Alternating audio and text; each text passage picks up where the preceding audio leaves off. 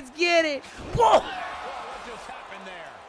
Oh my God, it happened.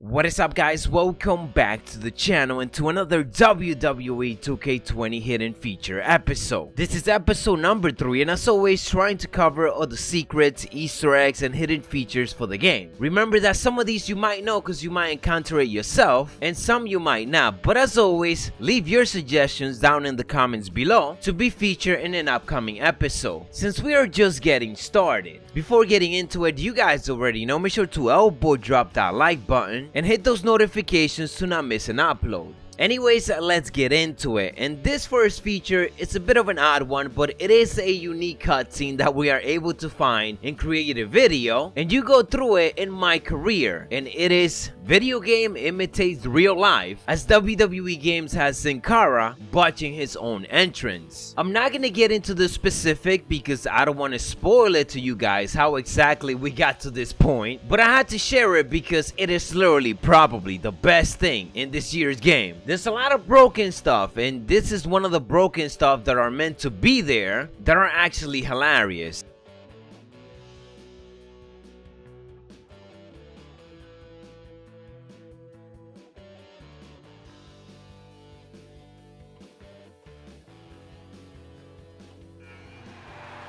It's Sin Cara, baby! Oh my God! Let's get it! Whoa! Oh my God, it happened.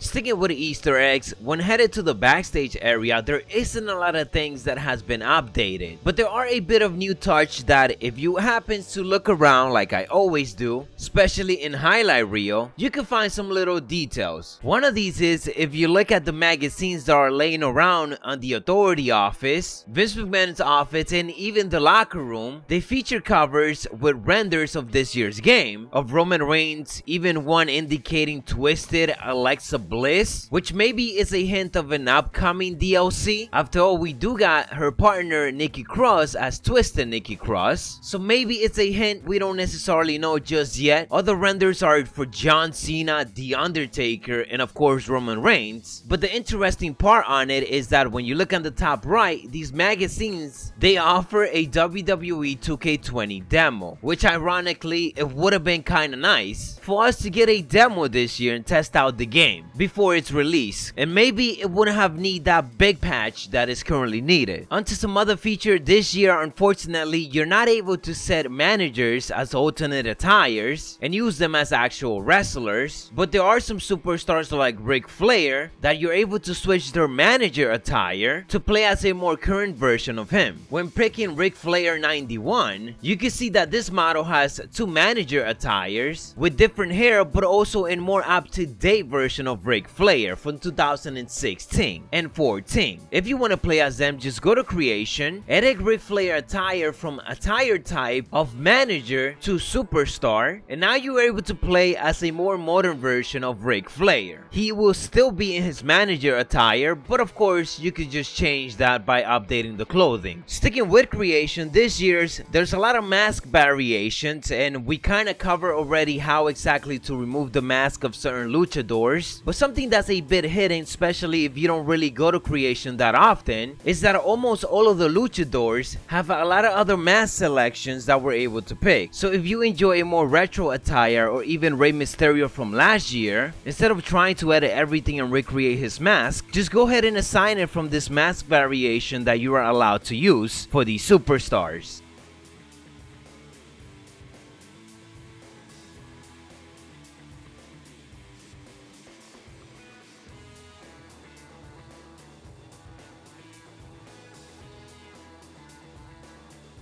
And the last hidden feature that we're gonna cover is related to the Hell in a Cell and the weapon wheel in this year's game. If you want to play in the red Hell in a Cell, of course just pick that Hell in a Cell pay-per-view, but if you want the more classic one, just pick a different pay-per-view and the game will assign it itself. And this year, once inside the Hell in a Cell, we are able to use weapons again. Once you get out, search under the ring, pull out a weapon, your superstar will automatically throw it inside the ring. You're not able to use it outside, unfortunately, unfortunately, but it is good because we could still get hardcore. If you do not customize the weapon wheel, then you're gonna get the regular candlestick, chair, and even tables. But if you do customize the weapon wheel, this year you could get a little bit crazier. You can have a match that is only steel chairs, or only candlesticks, or anything that is sticks. In this particular match, I decided to just go with the bats, the candlestick, and the sledgehammer variations. All this means that this year you could ultimately have some set of new matches which you could just create and have in the customization option. So you can have a chairs only match, candlestick only match, sledgehammer only match, and who knows, maybe the referee will stop the match, just like in real life. With the addition of the weapon wheel, it is kinda odd that WWE games just didn't add these as new match types. After all, we got ladder match, we got tables matches, so why not just do the rest? Looks like we just have to do it ourselves. Anyways guys, that is what I got for you in this episode of Hidden Features. If you enjoyed, don't forget to elbow drop it and hit those notifications for more. Also leave your suggestions down in the comments below so I could possibly include them in an upcoming video. We in the road to 200,000 subscribers. Macho T out. Dig it!